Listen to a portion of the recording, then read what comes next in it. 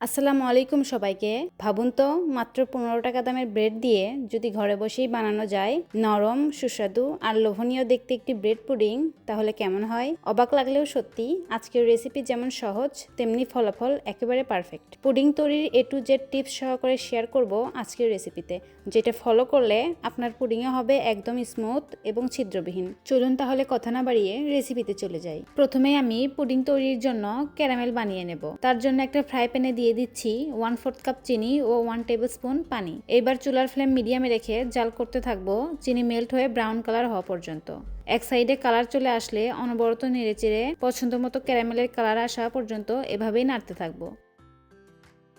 এই পর্যায়ে আমি চুলার ফ্লেম অফ করে দিব, কারণ প্যানের হিটেই ক্যারামেল আরেকটু ডার্ক হয়ে যাবে। এইবার যেই পাত্রে আমি পুডিং বানাবো সেই পাত্রের মধ্যে ক্যারামেল ঢেলে ঘুরিয়ে ঘুরিয়ে সেট করে নিচ্ছি। এই কাজটা খুব দ্রুত করতে হবে। আমার সেট করা হয়ে গেছে। এবার এটাকে সাইডে রেখে নিয়ে নিচ্ছি একটা ব্রেড। এখানে আপনারা ইচ্ছামতো যে কোনো ব্রেড নিতে পারেন। আমি ব্রেডের ক্রিমগুলো একটা চামচের সাহায্যে তুলে নিচ্ছি। আপনারা চাইলে ক্রিমটা রেখেও দিতে পারেন। এবার একটা ছুরির সাহায্যে ব্রেডটাকে আমি ছোট ছোট টুকরো করে কেটে নিচ্ছি। আমার কাটা হয়ে গেছে। এবার এই ব্রেডের টুকরোগুলোকে একটা বোলের মধ্যে নিয়ে নিচ্ছি। এবার এর মধ্যে দিয়ে দেব 2 কাপ তরল দুধ। আমি এখানে 4 কাপ দুধ জাল করে 2 কাপে পরিণত করে নিয়েছি। এইবার ব্রেডগুলোকে দুধের মধ্যে ভিজিয়ে রেখে দিচ্ছি যেন একটু সফট হয়ে আসে। এবার এটাকে সাইডে রেখে একটা মিক্সিং বোলের মধ্যে নিয়ে নিচ্ছি রুম টেম্পারেচারে থাকা 4টা ডিম, আর দিয়ে দিচ্ছি 1/4 কাপ চিনি ও 1 টিস্পুন ভ্যানিলা এসেন্স। চিনিটা ডিমের সঙ্গে গুলতে একটু সময় লাগে, তাই আমি চিনি গ্রাইন্ডারে গুঁড়া করে নিয়েছি। আপনাদের হাতে সময় থাকলে আপনারা নর্মাল চিনিটাও দিতে পারেন। এবার একটা হুইক্সের সাহায্যে সবকিছু খুব ভালোভাবে ফেটিয়ে নিচ্ছি। আমার ফেটানো হয়ে গেছে। এইবার এটাকে একটা সাইডে রেখে দিচ্ছি। আর এদিকে ব্রেডের টুকরোগুলো দুধের মধ্যে ভিজে একদম সফট হয়ে গেছে।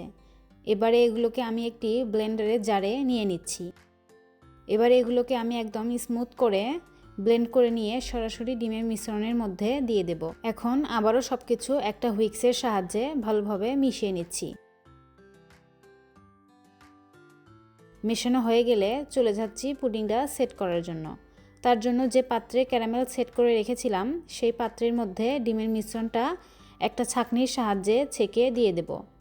ডিমের মিশ্রণটা ছেঁকে দিলে পুডিং অনেক স্মুথ হয় এবং ভেতরে কোনো লাম্পস থাকে না, তাই চেষ্টা করবেন ডিমের মিশ্রণটা এইভাবে একটা ছাঁকনির সাহায্যে ছেঁকে দিতে। আমার ছাঁকা হয়ে গেছে। এবার একটা সিলভার ফয়েল পেপার দিয়ে আমি মোল্ডের মুখটা ভালোভাবে ঢেকে দিচ্ছি। আপনাদের হাতের কাছে যদি ফয়েল পেপার না থাকে তাহলে মোল্ডটাকে যে কোনো অ্যাপ্রোপ্রিয়েট ঢাকনা দিয়ে ঢেকে দিলেও হবে। এখন পুডিংটা স্টিম করার জন্য আমি গরম পানির ওপর একটা ছাঁকনি দিয়ে তার ওপর পুডিংয়ের মোল্ডটা রেখে দিচ্ছি। আপনাদের কাছে এরকম ছাঁকনি না থাকলে আপনারা গরম পানির ওপর একটা স্ট্যান্ড দিয়ে তার ওপর পুডিংয়ের মোল্ডটা বসিয়ে দিতে পারেন। সেক্ষেত্রে খেয়াল রাখবেন পানিটা যেন মোল্ডের নিচে থাকে। এবার এটাকে চুলার ফ্লেম লো টু মিডিয়ামে রেখে স্টিম করব 30 মিনিটের জন্য। প্রায় 30 মিনিট পর আমি ঢাকনাটা উঠিয়ে ফয়েল পেপার সরিয়ে পুডিংটাকে একটা কাঠির সাহায্যে চেক করে নিচ্ছি।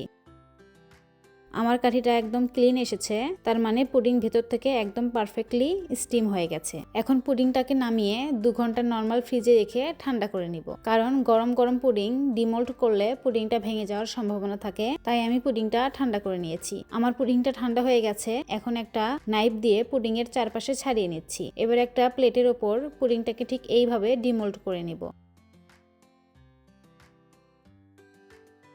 দেখতেই পাচ্ছেন পুডিংটা কত সুন্দর হয়েছে। আমি আপনাদের পুডিংটা কেটেও দেখিয়ে দিচ্ছি, দেখুন কতটা স্মুথ হয়েছে আর খেতেও অসম্ভব মজা হয়েছিল। আশা করি রেসিপিটা আপনাদের কাছে অনেক ভালো লেগেছে এবং ঘরে বসে সহজেই বানাতে পারবেন।